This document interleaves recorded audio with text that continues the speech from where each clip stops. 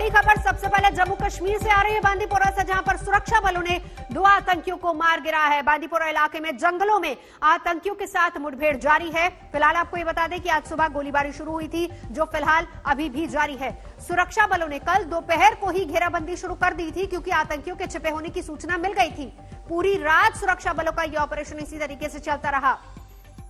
सोग बाबा के जंगलों में फिलहाल अभी भी ऑपरेशन जारी है, एनकाउंटर जारी है।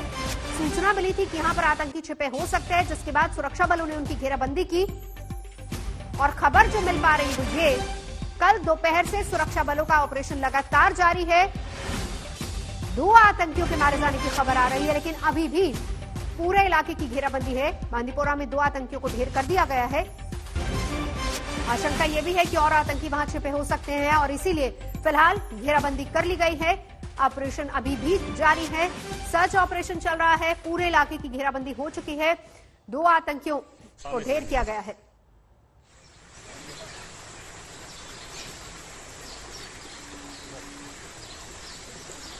सामने से लेंगे। कमलजीत संधू मेरे साथ इस वक्त जुड़ चुके हैं। कमलजीत, अगर अभी की स्थिति हालात बता पाए, क्योंकि ऑपरेशन अभी भी चल रहा है, आशंका यह है कि आतंकी वहां छिपे हो सकते हैं। देखिए, ये नॉर्थ कश्मीर में बांडीपोरा के शोकपुरा इलाके में है, जो कि एक फॉरेस्ट एरिया पड़ता है। वहां पे अब तक 2 आतंकी, जैसे आप बोले थे, वो मारे जा चुके हैं। लेकिन फॉरेस्ट एरिया में अपने कुछ चैलेंजेस होते हैं, क्योंकि कोई अर्बन सेटअप या बिल्डिंग या घर नहीं हो सकता है, क्योंकि ये ओपन एरिया है और फॉरेस्टेड एरिया है। वहां पे अपनी एक चुनौती है। सुरक्षा बल ने घेराबंदी कर दी है, लेकिन ऑनगोइंग ऑपरेशन है। आपको ये भी बता दूं कि एलओसी से ज्यादा दूर नहीं है बांडीपोरा का जो इलाका है, और यहीं से इन्फिल्ट्रेशन होता है। और पीछे कुछ समय की बात करें तो इन्फिल्ट्रेशन रुका हुआ है, सीजफायर वायलेशन कम हो रही है। लेकिन सबसे बड़ी बात यह है कि जो वेपन्स हैं वो लगातार आ रहे हैं, और ये सस्पेशन है कि जिस तरह से हम देख रहे हैं कि जम्मू में ड्रोन के जरिए आईडी भेजी जा रही है, वेपन्स भेजे जा रहे हैं, इसी तरह से कश्मीर में भी लाइन ऑफ कंट्रोल के पार इस तरह से वेपन आ रहे हैं। खास तौर पे बात करें, हमने पिछले कुछ समय में देखा होगा कि काउंटर टेरर ऑपरेशंस पे काफी जोर लगा रहे हैं सुरक्षा बल, और उसका एक मुख्य कारण ये भी है कि आपने देखा होगा टारगेटेड किलिंग्स हो रही हैं, चाहे वो जम्मू कश्मीर पुलिस पर्सनल की हो, चाहे वो बीजेपी के कुछ वर्कर्स की हो।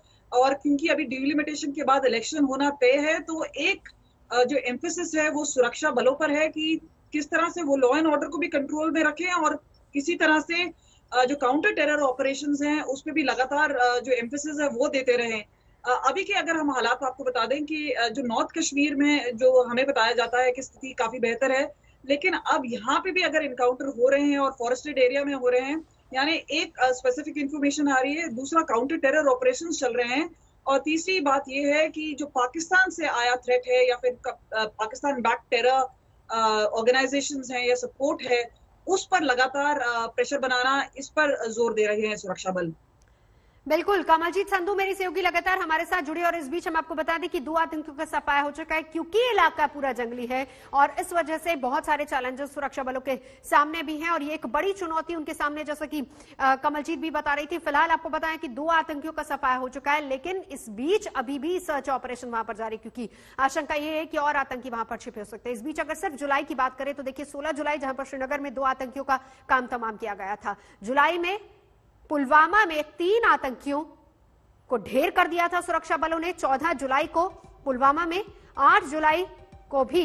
और इस बीच एक एक करके अगर जनवरी से लेकर अभी तक की बात की जाए तो जनवरी में 10, फरवरी में 9, मार्च में 11, अप्रैल में 15, मई में 14, जून में 8 और जुलाई में 19 आतंकियों का काम तमाम किया गया है।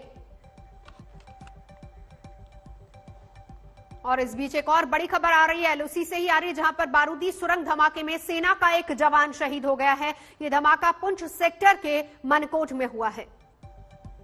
बारूदी सुरंग हादसे में एक जवान शहीद हो गया। एलओसी के पास बारूदी सुरंग धमाका हुआ है, जिसमें एक जवान के शहीद होने की खबर है। मनकोट इलाका है जहां पर यह धमाका हुआ, सेना का एक जवान शहीद हो गया। पुंछ सेक्टर का मनकोट इलाका, जहां पर बारूदी सुरंग धमाके में एक जवान शहीद हो गया है।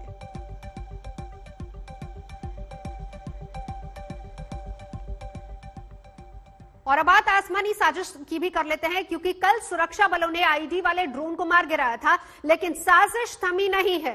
कल शाम जम्मू के कालूचक और कठुआ में फिर से ड्रोन नजर आए। सुरक्षा बलों ने दोनों की जांच की है। दोनों की जांच में जुट गई हैं सुरक्षा एजेंसियां। सीमा पार वाली एक और साजिश पहलुसी पर भी नजर आई है, जहां पीआईए लिखा एक बलून बरामद हुआ है। ये 4 तस्वीरें आपको दिखा रहे हैं सीमा पार वाली आसमानी साजिश की, जहां एक तरफ सुरक्षा बल इसको नाकाम करने में जुटे हैं, वहीं दूसरी तरफ नापाक साजिश लगातार जारी है।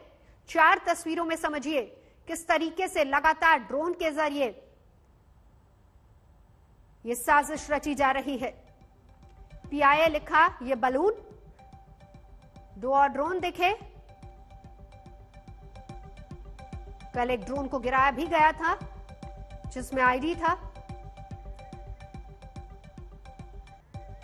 सुनील जी भट्ट हमारे साथ इस वक्त जुड़ चुके हैं। सुनील, लगातार ये ड्रोन वाली साजिश चल रही है, सुरक्षा बल लगातार अब इसी को पूरी तरह से खत्म करने की कोशिश कर रहे हैं।